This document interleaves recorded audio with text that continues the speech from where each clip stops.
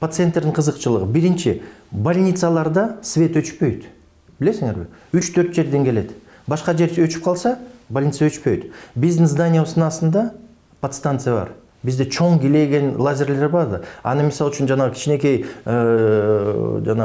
generator men аны жүргүзө албайбыз. Ошон үчүн албетте биз ошол больницада иштегенге аракет кылабыз. Бул бир.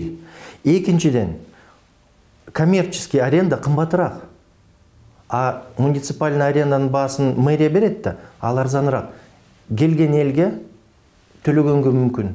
Азыр элдин акчасы жок болуп атат. Бизге келген пациенттер сокур кишилер. Азыр жакшы көргөн кишилердин акыбалы начар, финансовый акыбалы. А сокур кишилердин акыбалы кандай? Үчүнчүсү, бизде 15 000 киши зрениясы начар, бирок ошол зренияны эптеп сактаганга аракет кылып, өзүнүн обслуживанияга даяр болуп жүргөн кишилер көп. Башка жерге кетсек, аларга башка жерди издеш, табыш абдан кыйын. Ошон үчүн биз мыйзам аркылуу закондун чегинде ушу жерге иштегенге аракет кылып атабыз. Албетте мэрия, шаардын ээси бул жерди биз алабыз, башка пландарыбыз бар, сатып жиберебиз же Минздравга беребиз же дагы бирдеме кылабыз десе, эми ээси өзү билет да. Албетте мажбур болосуздар. Бир учурда кетебиз. Мүмкүн башка здание сатып алабыз же коммерческий арендага кетебиз. Мүмкүн жанагы дарылоонун баасы өйдөрөөк болот, мүмкүн. Бирок бул мыйзамдын чегинде болуш керек да, туурабы? Эми мисалы мындай караса, ошол ооруканалардын жетекчилери деп коелу. Биз баягы башкы дарыгер, главврач деп көрмөдүкпү? Ошолордун көпчүлүгү алмашты. Министрдин келиши менен. Анан кийин реформанын немеси ошол да. Реформанын биринчи аракеттери ушулар болуп атат.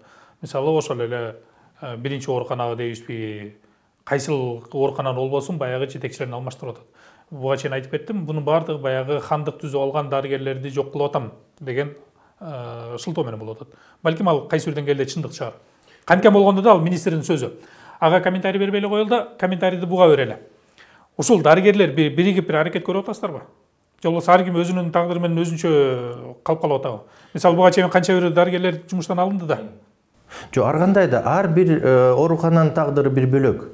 Мисал үчүн бир ооруканада мисал үчүн главврач мүмкүн начар, билими жок, а башка жерде мүмкүн жакшы главврач, билими бар. Эми мисал үчүн азыр Акрамовду кууп чыгабыз деп атат. Эми ал кишинин эмне билими жокпу? Элдин баары билет да Акрамовдун билими кандай. Бул профессионалдардын эң профессионалы. Бирок ошол эле профессионал менен да менеджерлик дагы бир өзүнүн таланты болуш керек да. Албетте. Эми бул суроо өтө терең.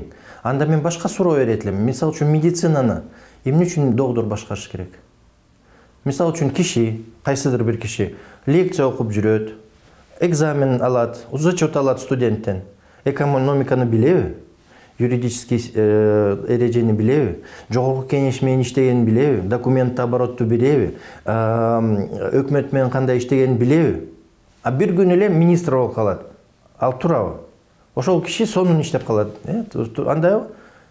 Мисал үчүн башкача айтканда экономикадан лекция окуп жүргөн мугалимди экономика министри кылганда? Ошол, мисал үчүн экономиканы теоретически берип жүргөн сабак мугалимди эртеси күнү министр финансов кылып койсо, билбейт да, аны иштей албайт. Демек буга тажрыйбалуу керек.